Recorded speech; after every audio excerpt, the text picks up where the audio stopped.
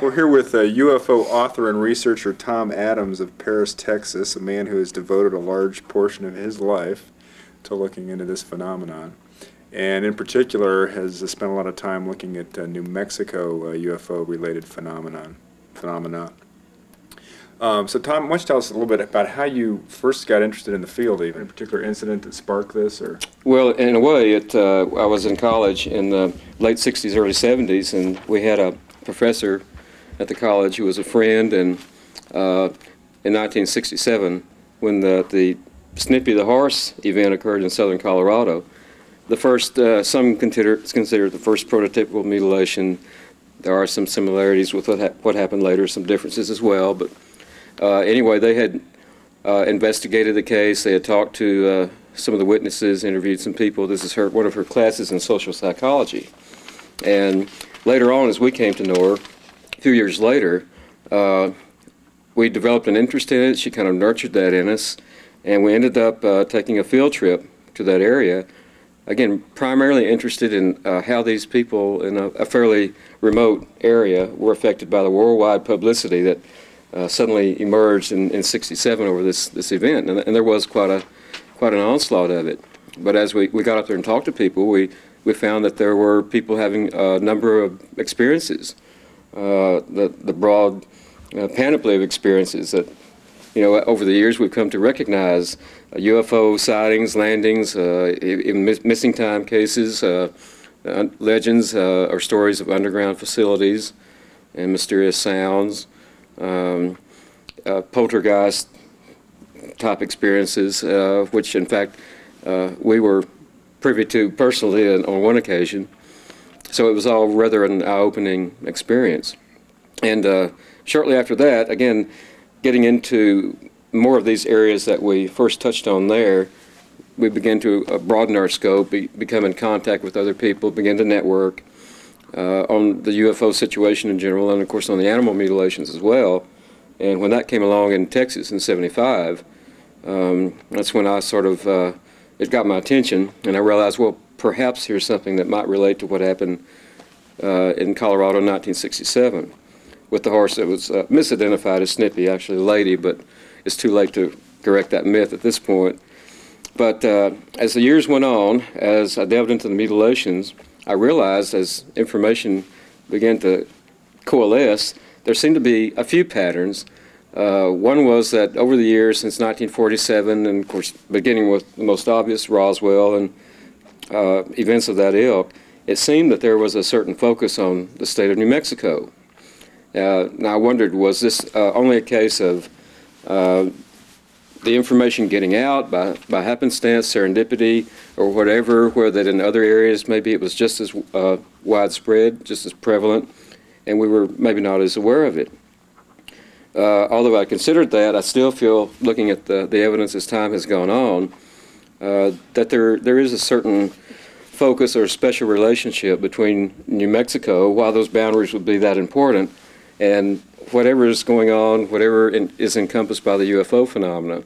And I was not alone in this. When I began to research and look back into it, there were some prominent people in the field, earlier authors and investigators who saw the same thing. Dr. Alan Hynek made a statement about New Mexico, also Edward Ruppelt, who wrote the book, one of the prototypical 1950 books on the subject. He was with Blue Book, and they were both saying New Mexico did appear to have at least a greater per capita incident of UFO reports and events than other states.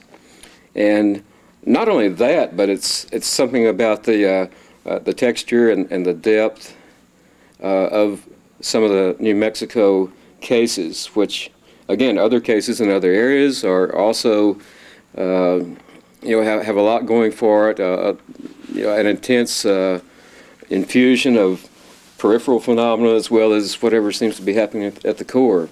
But New Mexico, with all the crash retrieval stories, which you can only say, if true, are replete with potential for our understanding of what's going on with this whole phenomena. So if we just kind of concentrate on New Mexico and try to get some kind of understanding of why the things that have happened there, perhaps we can then relate that to perhaps a broader, more national, even global picture.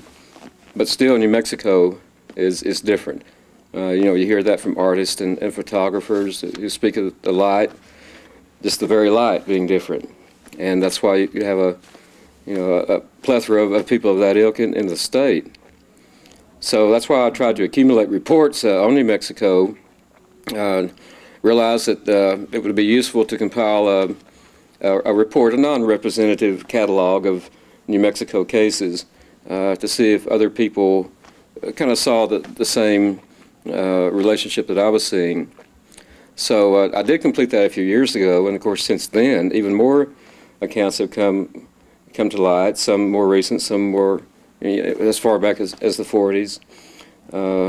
But there are some perhaps more interesting than others, but I feel and although the Roswell case now seems to be at the pinnacle of the UFO community's interest as well as the public's interest in all this, and whether it's a media phenomena or whether it's because of the very weight of the full gamut of the experiential and reportage out of Roswell. It's just the sky's the limit. Just when you think you've heard everything, something else comes along to edge the story further.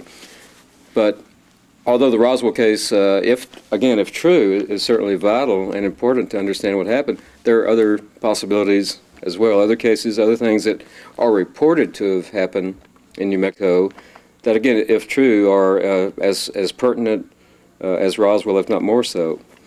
Okay. If there's ever any way to, finally determine what really happened in these events. And of course, optimism plays a large role in this also, however futile or misplaced.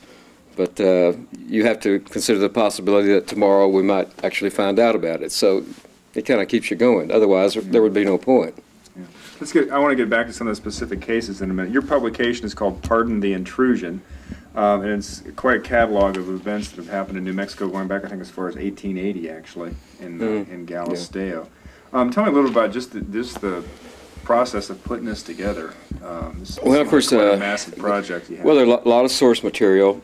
A lot of the literature in the field that's come out, again, because of the fact that so much has happened in New Mexico, that's what a lot of the literature refers to. And so there were a lot of starting points.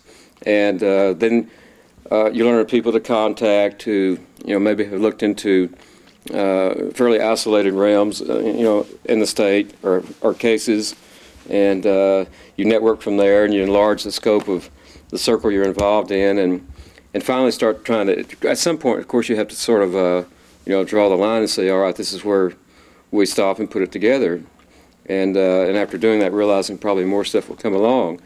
But there were other people very helpful, providing information, and most of which, again, had already been compiled by various people, more or less just the process of bringing it all together as opposed to really original research. So once I did that, put the thing together, and felt like giving credit also where credit was due to those who participated.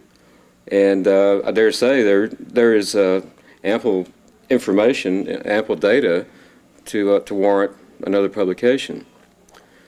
Now this covered, again, the years as far back as 1880, but roughly 1947 to 1992. Yeah. And what have you dug up since 92? Well, again, a lot of the so-called new information pertains to even older cases. Now, realize a lot of these cases can almost be described as little more than folklore. That doesn't mean they're true. That doesn't mean they're not true. You have to forge onward, try to remain objective, try to keep from drawing conclusions where they're unwarranted, which in most cases they usually are. Of course, it's very difficult to get more information on some of these stories. They're very diffuse, and the sources are obscure, if not unattainable. But the suggestion is that there is a lot more that has happened that we're still not aware of. Okay. Let's touch on a point you mentioned before, not only a lot of UFO events, but the range of UFO events. You've got, this is a seminal place for underground bases. We've got our crashes, our abductions, our missing time, we even heard about a platform ship sighted here, which were previously only seen in the east. You've got essentially remote viewing, Martians under Mount Baldy. What don't we have here in New Mexico? Well, don't leave out Bigfoot. Or, of course, that. Well, sticking strictly to UFO-related phenomena. Well, of course, there are those who will try to make a case for linking the two, and who's to say that's another can of worms? But in some, of course, the animal mutilations also played into this, especially in the 70s and 80s. And of course, there was even a case which involved all of this: the animal mutilations, abduction by UFO, another long-involved story, but more or less more the exception than the rule. But most of the really interesting cases that seem to have some potential for pay dirt are the crash retrievals, as they're referred to. Although the craft involved may be different, they may vary in description, as well as the occupants, when there are any seen or described, may vary somewhat, although there are some basic similarities. But and there are variations among the various crash retrieval stories as far as their narratives and how they came about and how the information gets out. But those to me are the most interesting and the ones which should be looked into further if there's any way to do so. How many? Give me an estimate on how many crash retrieval episodes we may have had or been some kind of report or documentation. I never really made a count of it. Certainly it would be in the dozens, but again, we're speaking of incidents where there's a fairly good amount of information, but also those which, again, are a little more than folklore. And so it's hard to know, because how many events have occurred that we haven't yet heard about, we've not yet heard about. So do we know of 10% of the cases that have occurred or 90%? That's hard to say. So I never was really that much into numbers, except for the idea that, again, per capita, New Mexico seems to be a little special.